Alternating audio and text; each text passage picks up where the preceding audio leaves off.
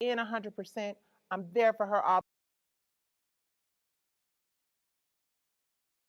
Men and children had their lives cut short because of domestic violence. This kind of violence is prevalent in our society. Unfortunately, many people have experienced or even watched their loved ones go through Adolescent relationship abuse. No boundaries. We're talking about domestic violence. I just don't want it to be about no damn domestic violence. I'm a fucking singer! My mother's boyfriend beat her so badly one time that I had to go see her at the hospital. That really did something to me. Not only did he ruin my mother's life, but he helped ruin mine.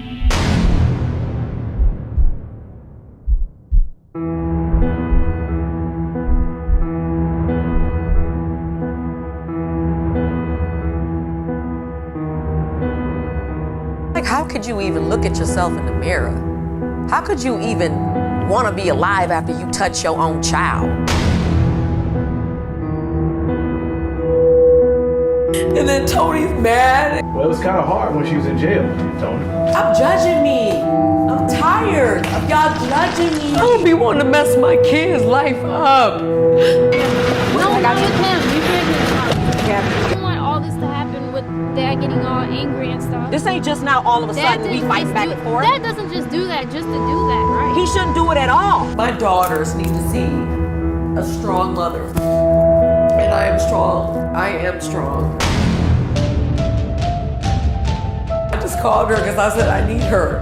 I was like, Mom, please come get me. We're there for you no matter what situation in your life. I love you no matter what. She ain't going with you either.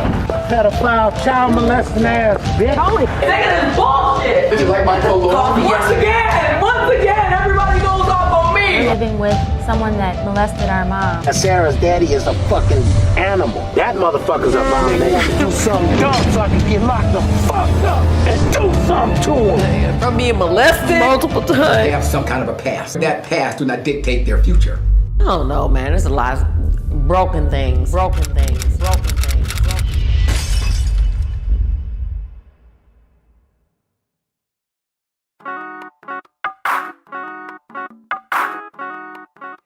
She is faster than the speeding bullet that plagues her community, more powerful than the world gives her credit for. It's a bird, it's a plane, it's a superwoman of color. Sound good, right? Women of color are so busy being superwoman for every single solitary individual in their lives that so often we forget about ourselves. It is every single day there's something for us to do. It's either taking the kids to school, it's running the business, it's making sure that we get to church and get some prayer time. And what's happening as women of color is we're forgetting about ourselves, we're thinking about everyone else, we're showing up with our capes, and we are not taking care of our minds, our bodies, and our spirits. Women of color are the leaders in our community. We take care of everything and everybody. And this wonderful, incredible, smart, gifted, empowering panel of women that I'm about to introduce to y'all tonight is absolutely a treat. She is the author of Exponential Living, and her book is right here sitting next to her. So make sure that you guys patronize our sister. Give it up for Sherry Riley, ladies and gentlemen. And when I say that this woman inspires me so much, from the very first time that she asked me to put on a Silence the Shame t-shirt and speak on mental health, which plagues our community at levels that you just cannot imagine. I was in 100%. I'm there for her all the way. Anytime she asked, she showed up for me. She is the founder of Silence the Shame and the Hip Hop Professionals. Y'all give a round of applause for this one right here, Shanti Dives. And to my right, PR maven and brand strategist extraordinaire. Ladies and gentlemen, April Love.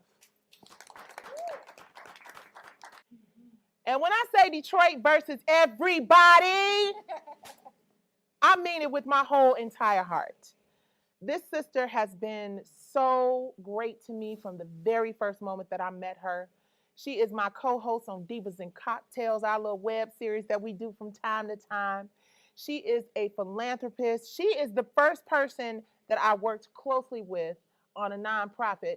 And I said, I want to do this because she's doing this for real and she's raising money for Africa. Beyond the Game founder and author of Girl, I'm not tripping. I'm depressed. Shanita Foster. But ladies, I want to first say thank you sincerely for coming, taking time out of your day. Talk about showing up, Shanita. Can you first explain to us what's happening with this leg of yours and these fly hot pink shoes that matches our hashtag? So what happened was during Super Bowl weekend, the guys actually playing the Super Bowl game, but the wives get very competitive. So every year they have a wives flag football game sponsored by the NFL, Alyssa Milano, the wives organization, and I was the quarterback. And so what had happened was it was trying to kill me. So I tore my ACL, my LCL, and my meniscus. So what I say about Super Women of Color, y'all, what I say, she was almost able to leap that building with a single bound, but she kind of missed it by like and played the whole game. I wouldn't come out the game. So I cried the whole game, not knowing that I hurt myself that bad. Oh, my goodness. Well, I'm glad you're here. And this is called Sister Love, to show up in this shape and be here present. This conversation, the reason I wanted to have this town hall discussion is because there is not a place that I know of other than Red Table Talks. Now, Red Table Talks, shout out to Jada Pinkett. Red Table Talks, baby. Woo, woo. Y'all can come on, show some love. Big deal. Other than that, there are not a lot of places for us to sit down and have conversations about what's going on in our world, right? And we run so much in this world. We do so much on a regular basis for so many people. And so often we forget about ourselves, right? And as a result of forgetting about ourselves to take care of ourselves physically, mentally, and spiritually, we start to see the effects of it, you know. And Sherry, since the very first moment I met you, I think I met you for the first time at like Zoe Summer Groove, like 860. You like what? Like 800 years ago, yeah.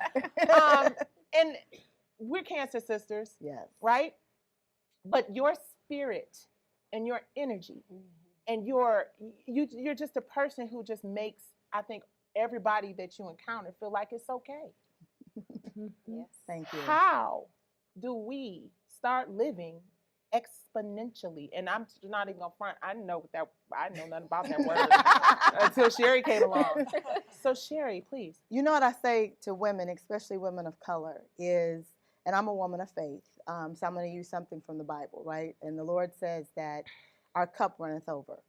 Our cup runneth over. And so what I say to women, if you can look at this as a cup, right? This is a saucer, and there's a cup sitting here. The challenge is, as women, we're serving from an empty cup.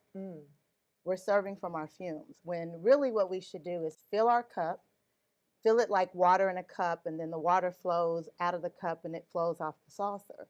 So instead of serving from an empty cup, we're actually supposed to fill our cup, and the overflow is where we're supposed to serve. And so when we serve from an empty cup, when we serve from our fumes, then that's when resentment kicks in. Because you're empty. That's powerful. You're serving from your fumes, so you're empty. So now you're resentful when others need you. And then you martyr yourself because how can I say no? When the reality is we don't have to feel guilty from filling our cup when we look at it as the point of, I'm filling my cup so I can serve from my overflow. Yeah. And that's what exponential living is. Deal. Exponential living is making sure that you are filling your cup so you can serve from your overflow. Yes. And so often we operate, and when you said on fumes, yes, baby, I'm on fumes today. Hi, y'all. But I'm filling my cup. Yeah. Because y'all are here. All of y'all are here and sticking through this with us. So I'm going to switch this over to April real quick. You deal with women who operate in high pressure situations all of the time. You yourself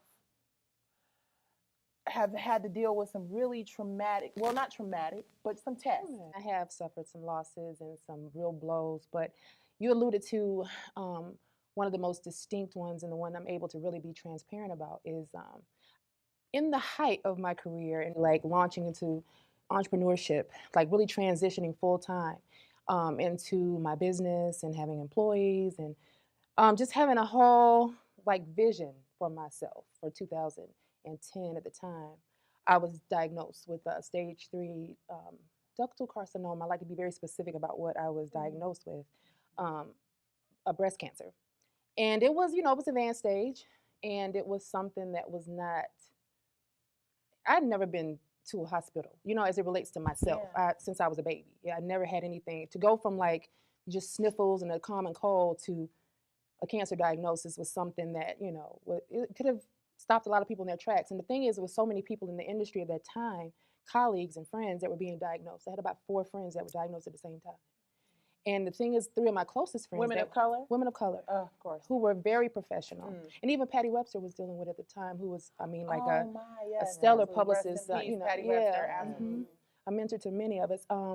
And someone that we would emulate. But I saw all of these women just going nonstop. You know, they were balancing, they thought, a life of success and putting a lot of people, not only family and friends and that sort of thing, but their clients and everything ahead of themselves. Because it was success. You know, we're hustlers. We're trying to, you know, go get it. You know, it's always been that thing. And so, and really the 3 people that were diagnosed during that 6-month period are no longer with us. You know, so I know that had to be scary for you. Oh, right? absolutely. One of my really good friends who I worked with in opening and launching the BET office in LA, Shay, she had 2 bouts with it and kind of went into seclusion, didn't really like tap into support. Almost kind of like the old school way of like you have a, you know, an illness and you kind of just hide it. But I did just the opposite.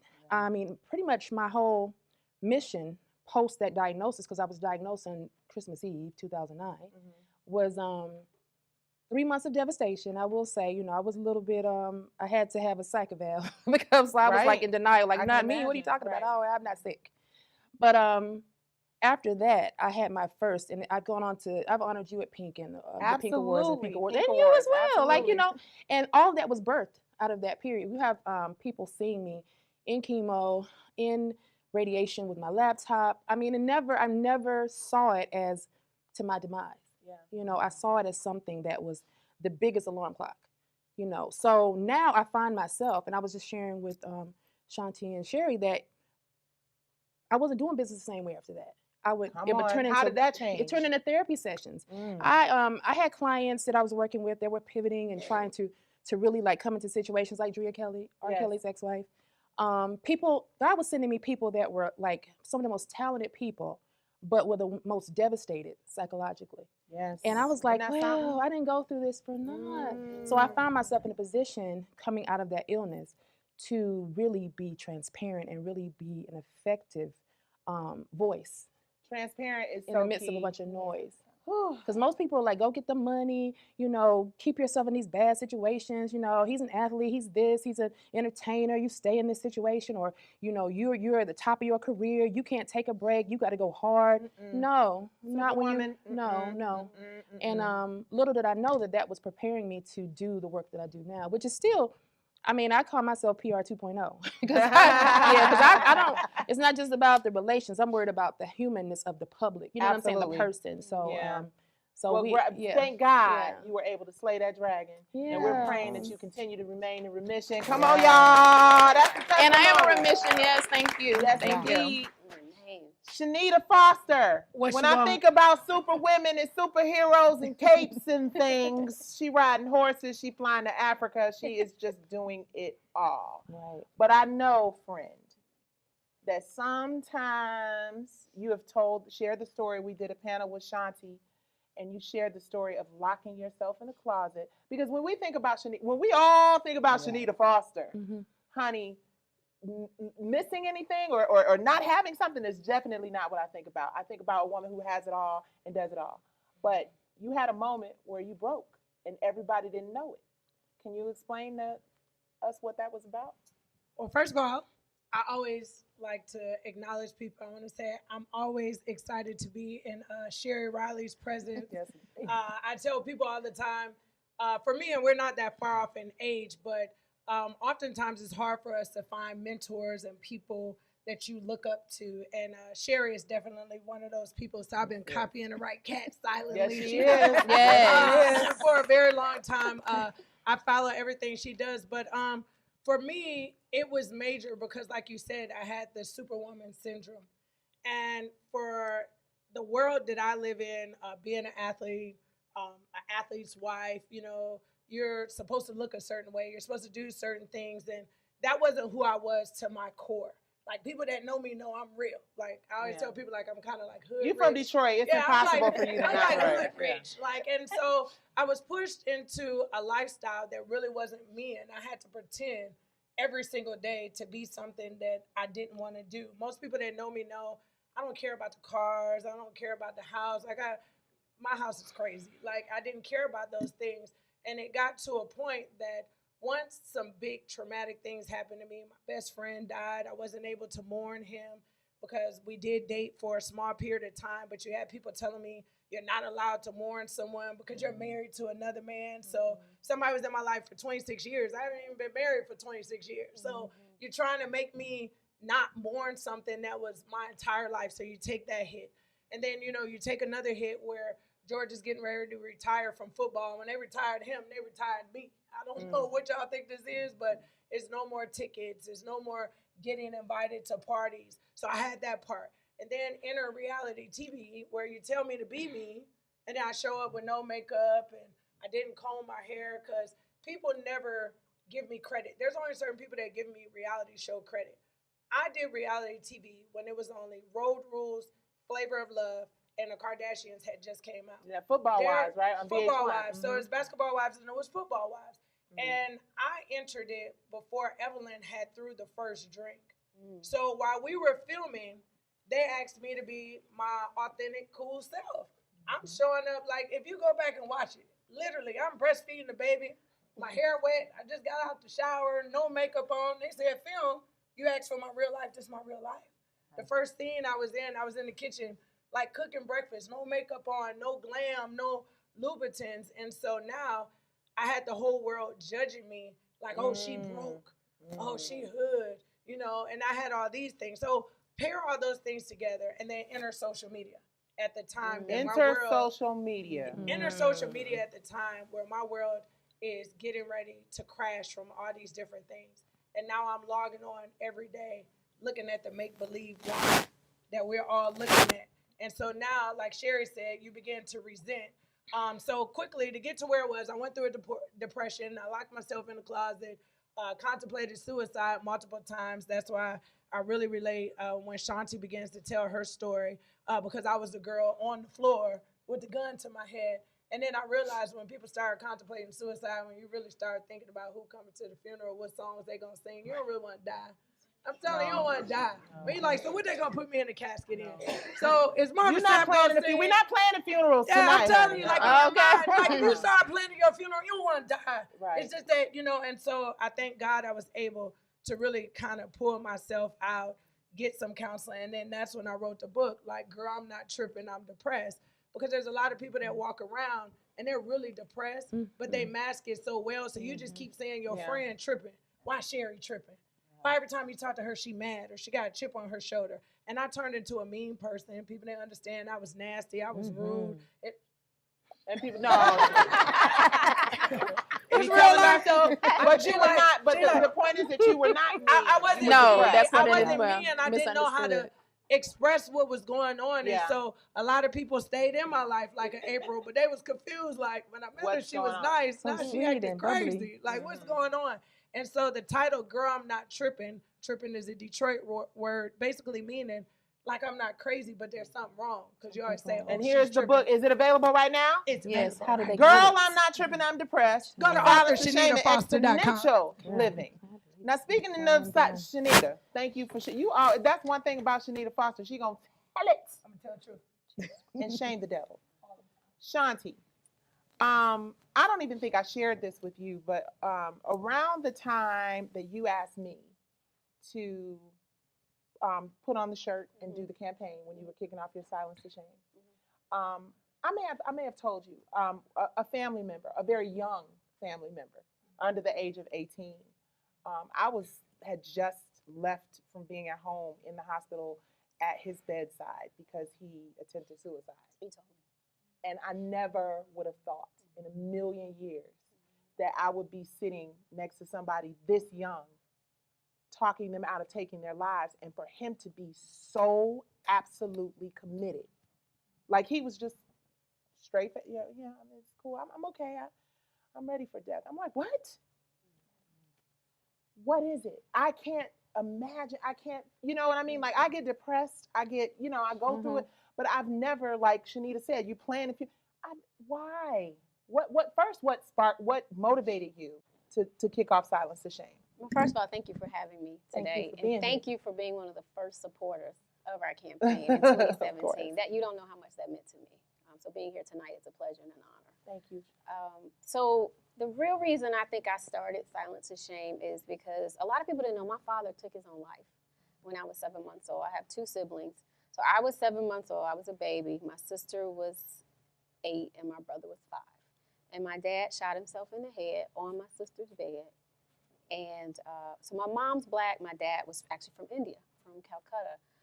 So I didn't know a lot about Indian culture. I grew up in African-American culture. And oftentimes, how many times have you heard people say, oh, we don't talk about that kind of stuff. You don't tell your problems or your secrets or what's going on. So when a lot of my friends or kids would ask where my dad was, I would say, oh, he died. But I never would offer up any information because I was embarrassed and I was ashamed. And so I kind of buried my feelings, became this uber successful student, went to Syracuse University, shout out Cuse, graduated, started working in the industry, got my first job with LA and Babyface, and I was on this upward trajectory in the entertainment industry. But I found myself, just like Sherry said, pouring from an empty cup. And so when you start dealing with stress and anxiety and you don't have healthy coping mechanisms, to help you deal with this type of stress and anxiety, you start internalizing it. And so I was one of those high-functioning superwoman type women. Like I could do it all, and I honestly, I look back and I feel like it was my own ignorance and lack of knowledge and understanding around mental health or emotional health and wellness, whatever you want to call it.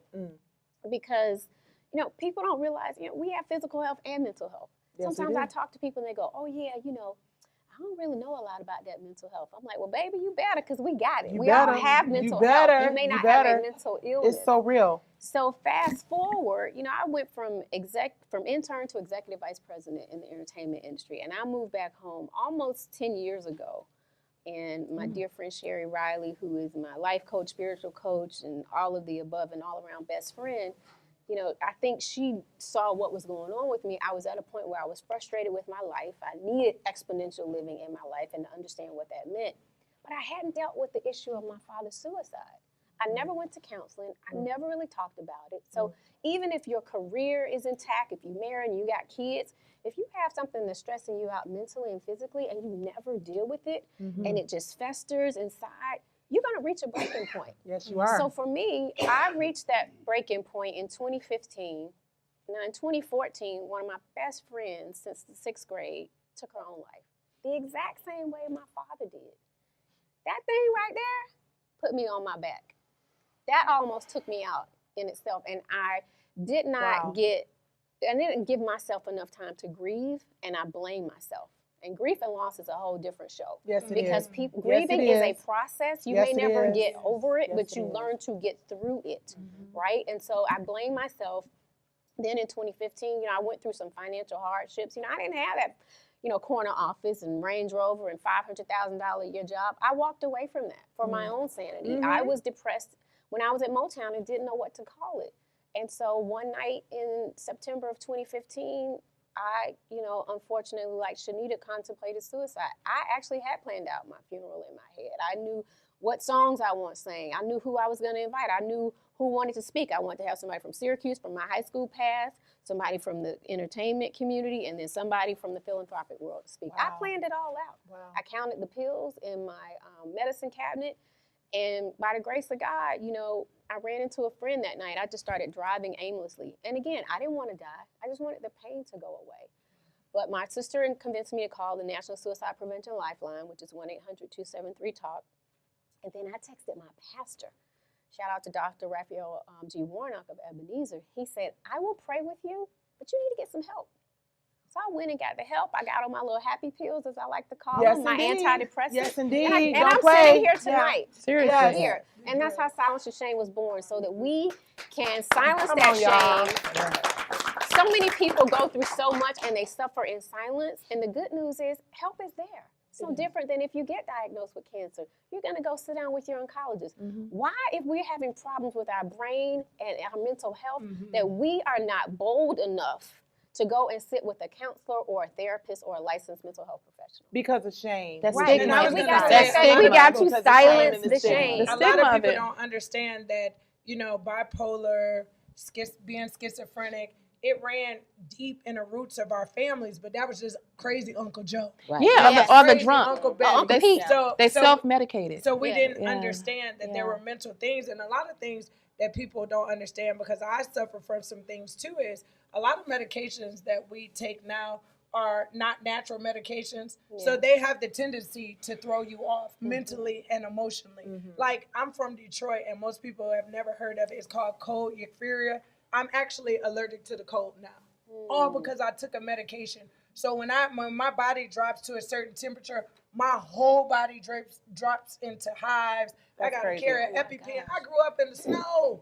And Like, this was because of medication. because it was That is because of crazy. a medication. So it triggered something else. So when you talk about Black mental health, it can come from so many different things. And I think too, people need to pay attention also to the medications that they take, because now the medications are linked to autism, to a lot of different things that people are suffering from, mentally. Absolutely. everything, And yeah. I want to say, back to your point, Shanti, about the shame of it all.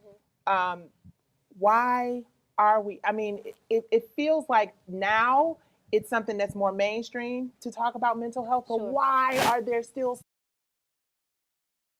pursuing it? Like, what is that? Sherry, Shanti, tell me why. So Why- I'll just say quickly, and then I'll toss it to Sherry. I think we still live in a culture where people's opinions matter, or at least you think they do, right? I mean, look at social media. Everybody's on Instagram scrolling through living vicariously the through highlight somebody else's reels, as I life. like to call it. And most people That's are not depressing. posting their tough days and their rough days. But if you come on my page, Shanti Doss 404, you might get a gloomy and sad day. And I'm going to keep it real. I'm going to be transparent, like you said, and I'm going to tell you exactly how I'm feeling. Because I don't always have good days. But I want people to know that sometimes it's okay with not being okay. Yeah. What's not okay is not acknowledging the problem that you have and being willing to get help for it. And then what I've found to add to that is a lot of people go, but I don't have a mental illness, or I'm not at the place of depression where I want to commit suicide. And so they don't understand that there's, how I say it is, 10% of the world is straight. They got it, they understand, they woke. There's a percentage of the world that genuinely has a mental health issue or illness, and they need medical help. The majority of us live in the middle, where we are just challenged with, how do I manage life's responsibilities? I need clarity because I don't understand my next step. I've reached this level of success that I should be happy, and I'm not. I'm transitioning because I'm 45, my last child is gone. I don't know what to do next. And so they're at that place, but they go, I should have the answers. So to your point, why don't they get help? Because they think they're supposed to have the answers. And because they're not. Superwoman. Right, and because they Superman. don't have a mental illness, they feel like there is no help for them. And that's really where I serve, because what I found is money and achievement and purses, as you said, Shanita, and cars and access and marriages, we think that we can pursue those things, and when we get them, then that's when we'll have peace. And the reality is none of those things bring us peace. What we have to commit to is pursuing the peace, pursuing the clarity, and that's where we get the courage. So when we pursue the peace, the clarity, and the courage, which is exponential living, that's when all of those other things, the cars, the marriages, the kids, transition, that's when we can really enjoy and live in the fullness of those things. Come on. So a lot of times we don't get help because we are stuck and we think we're supposed to have it all together. And it's okay to go, I don't know what I'm going to do next, but I can figure it out. And what I tell a lot of Black women especially is take the cape off, wrap it around you, and go to sleep. And Shanti knows this. How many times have I said to you, Shanti, you're just tired? A lot of times we're just tired. We are not in a place of total destruction. We just need a nap. We just need to go to bed, let our brains shut off, and go to sleep. And the only thing I want to add quickly is 1 in 5 people and this is a statistic that I did not make up, but 1 in 5 people will suffer mental health challenges.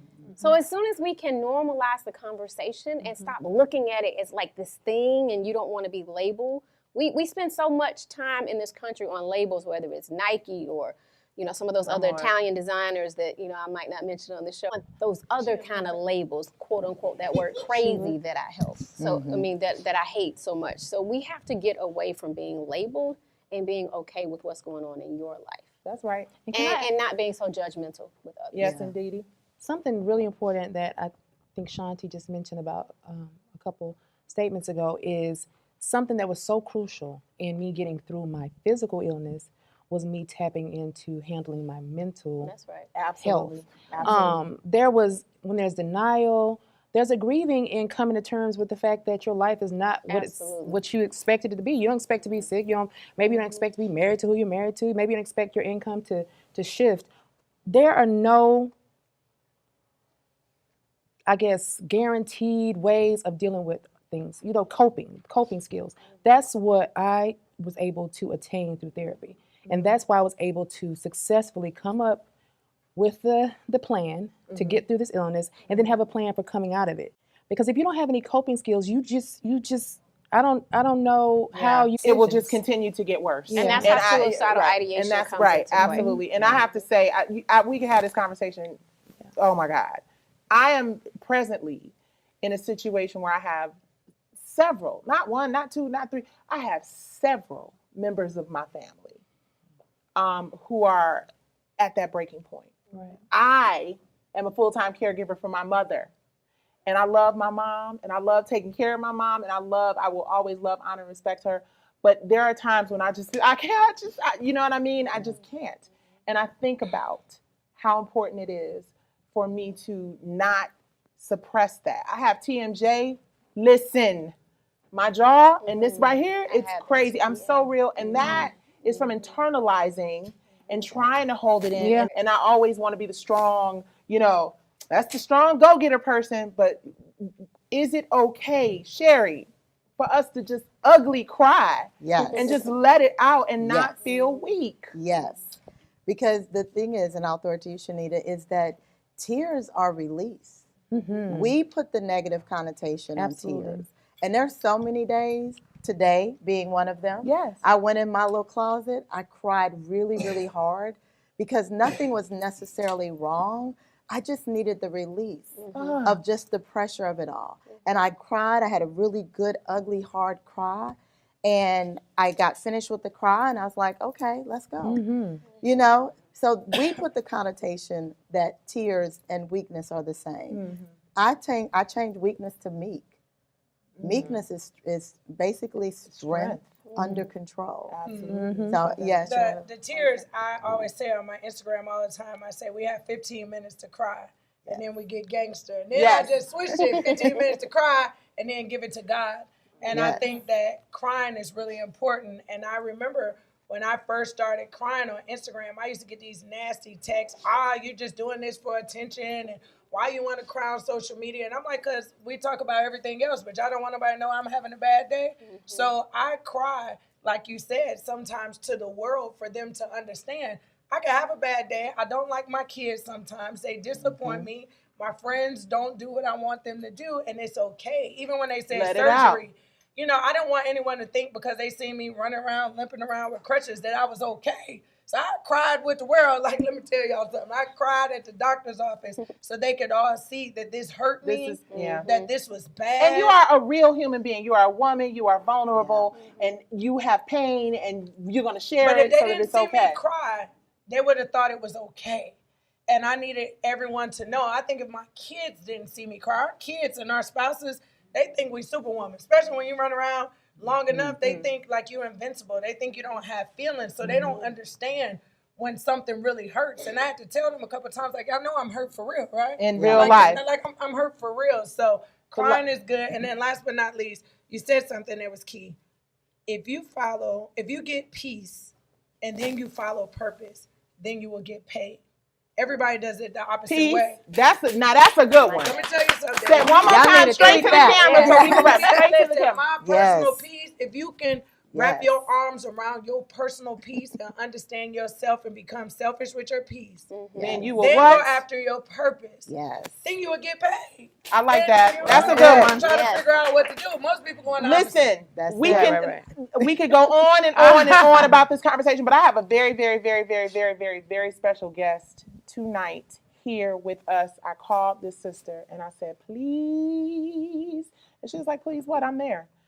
So I want to bring her up. I know we're supposed to wrap this, but I just have to introduce to y'all this wonderful treat of a human being. And so do not go anywhere. I want to thank my sister Shanita Foster.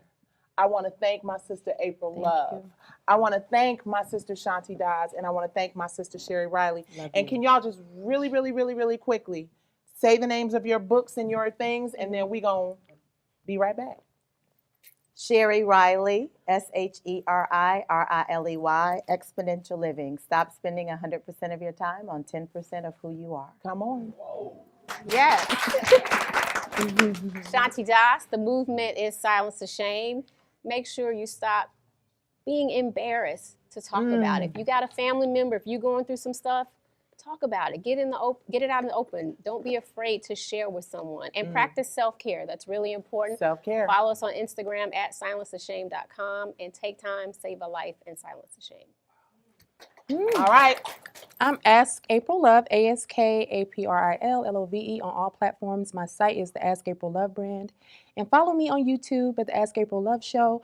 And I have a group coaching that's launching in March, the 4P method, and that's to plan, work on purpose, produce what you planned, and look for profitability. Woo! Shanita Foster, CHANITA. Everything is on ShanitaFoster.com. And I want to say, ain't no future in your front. Come on. MC Breed for those of y'all who don't know. Ladies. Stop lying to yourself. And just remember, if you find your peace, you go to purpose, you'll always get paid. And can I just say this last thing? Yes, please. Thank you. Yes. Thank you for putting your heart on display with a purpose to genuinely pour back into women. Thank you. That's exponential living, right? Thank you. Yes. Right Am I exponentially living, silencing the shame, girl not tripping, depressed, and April Love PR strategy unit right now? Right case study for a great Y'all, please, y'all do not move. I have a very, very, very dope conversation coming up with my girl, Algebra Blissett. She has new music on the way. Honey, she gave us all kinds of gifts. She got candle lines and all kind of stuff. So I know some of y'all have to go, but if you want to stick around for this conversation with Algebra, we're going to make some room for the queen. She speaks live. If you're watching live, don't move because Algebra is coming up, baby. This woman is known for such indelible tunes as Nobody But You. I don't want nobody but you. Y'all know that record? And listen, that Forevermore that she did with Anthony. Oh, honey, take a picture. I want you.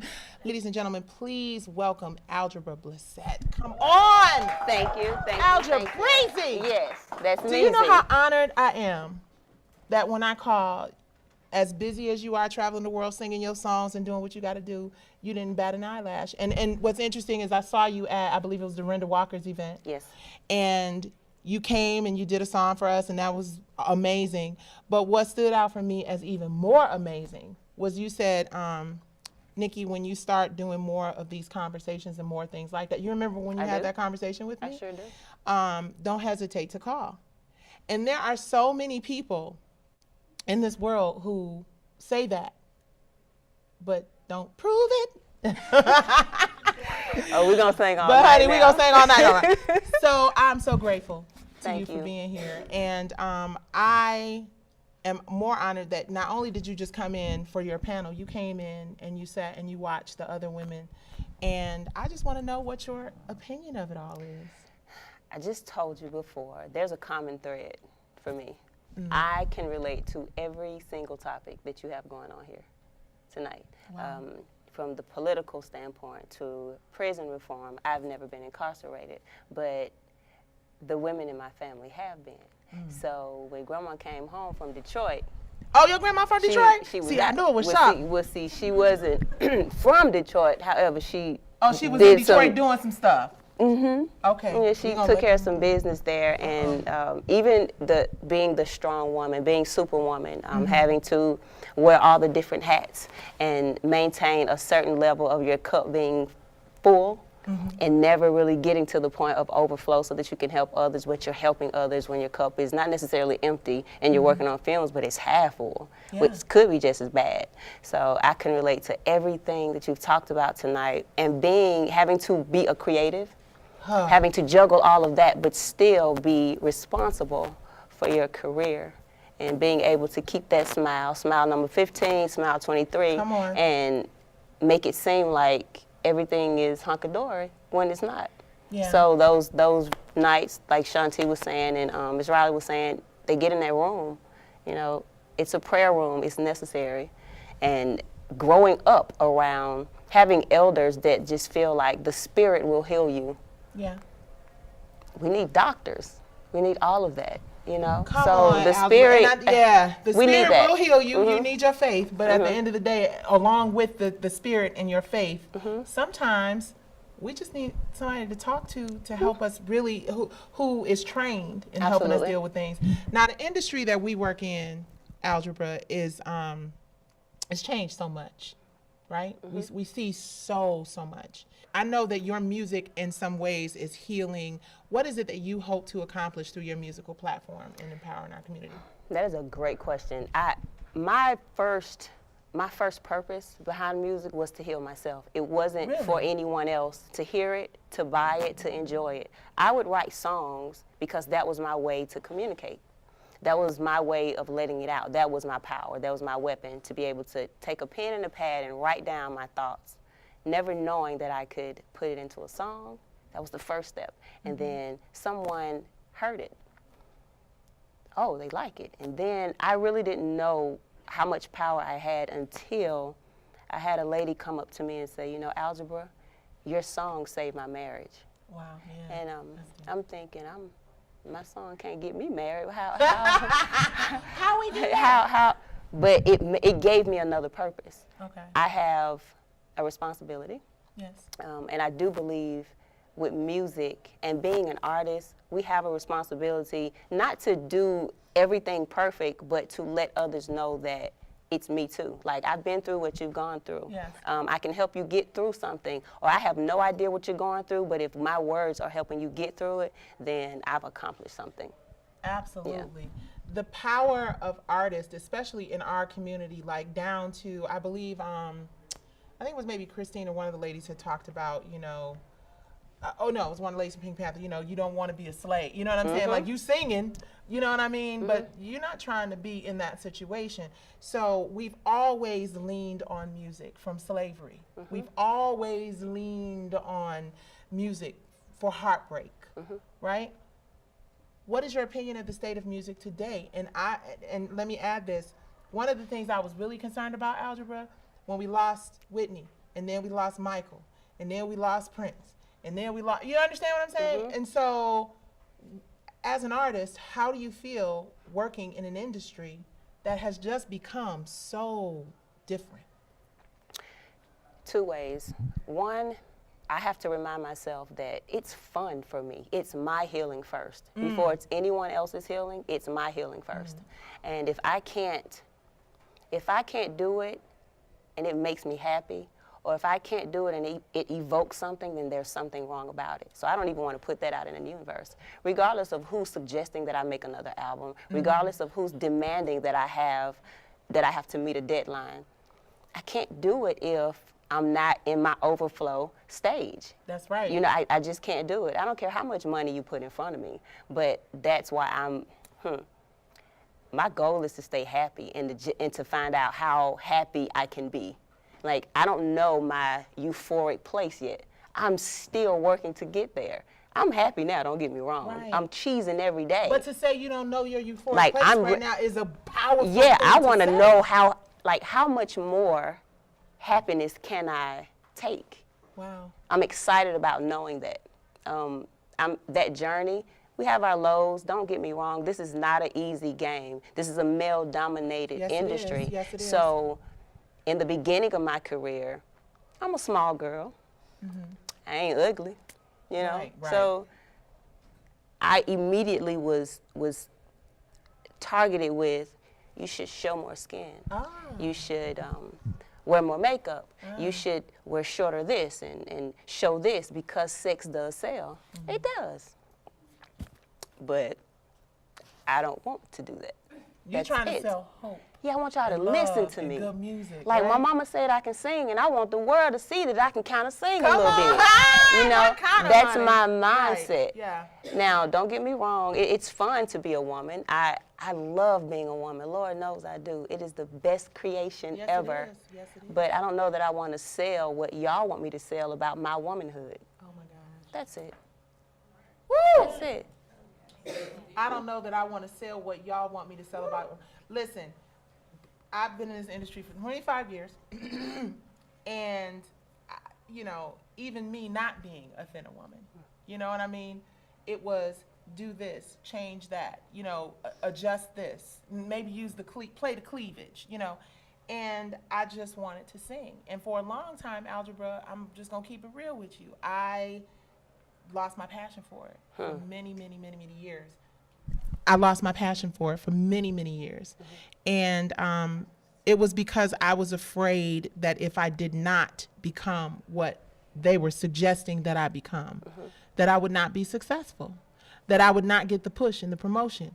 How do you feel when you see young girls in this industry? You know, and we're not here to, you know, judge, anybody and what they're doing, but as an artist representing the artist community, it looks like some of those people have taken that show some skin and do this and that and the third advice. And what would you say to young musicians out there who are considering it? I'm not opposed to it. I think you do things at your comfort level. I am not here to bash what a woman does with her body, because we can do whatever we want to do, but it has to be my decision. Yeah. If I want to show some knee gristle, it's because I want to. And I'm using these terms because I think it gets misunderstood when one artist says something that they don't do versus what another artist does, as if they're going against each other. No, it's just what's for me and what I'm comfortable with. If you're comfortable with going, I don't like going on stage in certain clothing because I like to be free on stage. I like to be comfortable on stage. There are some artists that are ready to be constricted on stage and it works for them. I'm not, but that's just for me. I say go forth, be strong, and be you on stage. If that's you, that is you, and that's what makes us all different. Be your authentic self. Absolutely. Now, I'm going to say, because I'm just a smidge, a little judgy in this moment. Like Christine said, I'm be a little militant right now. I do feel like we have a responsibility as artists and people who have this platform to, while we're expressing ourselves, to make sure that we're keeping in mind that young girls are watching, and that we're sort of, it's like a snowball effect, for lack of a better word, and it's one of the reasons why I walked away from reality TV. Because I created something that was supposed to be about art and music and women empowering each other, and it became something else. So I feel like we have a responsibility on some levels to empower women to maybe cover up a little bit here and there, right? Not to tell, because I agree with you. It's your body. Yeah. Do what you want to do with your body. But I feel like there's a certain level of fabricated image, right? Because we see so much on Love and Hip Hop that tells you that you need to have like purple hair and your boobs out, and you know what I mean. So we see so much. So is that you being when it's not you being your authentic self, when it's not you doing what is best for you, then I have a little bit of an issue with it. What do you think the industry is missing right now? I'm so curious to know what your response is. Musically, you mean? Yes. The music industry? Ooh. The entertainment industry. Entertainment. I think everyone has seen Shaka Khan's interview about it's lacking talent. I think there are a lot of talented artists, singers, and songwriters out there. But because we've been in the industry so long, we've went from, I was explaining to Shanti, I've been recording since recording to reel. Then I was recording to DATs, to tape, you know. So I've been, from a babe, I've just seen my parents, my grandparents, my great-grandparents recorded when the entire band was in a room, and it's one mic, and the album is done then. Now it takes hours. So what's missing is, in my opinion, is the passion behind it. Yes, indeed. People are chasing the dollar. Yes, We've always had musicians and artists that weren't talented compared to someone else, weren't as talented as someone else, but that's someone's opinion, right? But I think it's missing the passion and the purpose. What's the purpose in your music? You got to stand for something. Purpose. Your purpose in the music, and that was the title of my first album. The reason I titled my first album Purpose was because it made me want to keep living. Period. It made me want to keep living. I didn't know I was going to sell one record. I didn't know, but I made that record, and that record was a culmination of everything that I had gone through up until that point. Wow. And for some reason, it helped others just as much as it helped me. And to go back to knowing who you are, the authenticity of being this woman in the music industry. If somebody's making you do something that you're uncomfortable with, come on, you gotta know to step away. Come there on. should never be an amount of zeros come on. that will make you do something that you're not comfortable doing. Absolutely, because back to the mental health, you can have all the money in the world, and there are still people throwing themselves off of buildings because they can't sleep at night, and because their hearts aren't right, because of something that they did that they shouldn't have. This conversation is so long overdue, because I think as musicians and as artists, we have a platform to really impact people. We reach millions of people every day on the radio, right? Yes. So we have a responsibility to make sure that what we're putting into our music is medicine and is good for the soul. I think that's why they call it soul music. Sure. You understand what I'm saying? I do. And I'm so happy to know that this industry is in the hands of people like Algebra Blissett. Thank you. People who are writing songs and sharing their truths, because I believe what's real speaks to the heart. And what speaks to the heart is always going to resonate with the people, right? Absolutely. So I want to get to, I could talk to you all night, like I could talk to everybody who's been on this panel all night, but I know that there's some other things we have to do. But I want to talk real quick about this candle line that you done created called Love Notes, established 2016 by Algebra. Yes. Ladies and gentlemen, Algebra. Yes. So you just said pouring your soul into the music. So I'm one of those people, I love stimulation. So anything audible, the smells, the feels of things, what I see, I believe that what we are around, it becomes us. You know, like we're sucking it in, we're sponges, right? So I created this candle line in 2016. I called it Love Notes, sent by Algebra B. So every candle is named after one of my songs from one of the albums. And they're massage oil candles. So what happens in every single candle, there's a piece of jewelry with lyrics to one of my songs. So you can put it on a bracelet or a necklace. But the premise is you smell it. See, I got it all in my head, right? Come on. So you're listening to the music, right? And then you pour the candle out, you light the candle, so you see the flicker, right? And then you smell the aroma. It's like, oh, it smells so good. Oh, it smells so good. Then it melts down to this oil. Then you just kind of dip. You kind of dip, whatever, or you get somebody to pour it on you or whatever, and then you put it on your skin. And it's natural, it's all FDA approved, and it's good for your skin, shea butter, coconut oil, and the jewelry, you wear it. And the thing is, I love travel candles, so you take the jewelry and you give it to someone. It's called a love note, or you keep it for yourself. So that's the whole design behind it. It's a love note. Where can we get Love Notes? You can get Love Notes at www.algebrablessed.com. Come on. Yeah. Well, first of all, being an entrepreneur, near and dear to my heart, because you know we got to figure out all kinds of hustles. Absolutely. But I love that what you're doing has purpose and meaning, and it goes beyond just making $1. So for those of you who are out in these streets just selling bull, please take note. Thank you. Thank you. From the bottom of my heart, because you did not have to be here, and Yes, you I are. did. Well, I did have to be on that there. note, she did have to I be. did. I don't know what else to say. See, Algebra and I had a moment where she almost made me mess up my makeup backstage because she brought candles and these amazing sweatshirts for everyone. And I left everybody's gifts. So I was literally about to blow my makeup, and that speaks volumes. The fact that you are here, the fact that it wasn't too small for your big amazing brand, and that you sincerely stayed and received. I thank you from. Thank you, Algebra. Absolutely. Thank y'all. Thank you.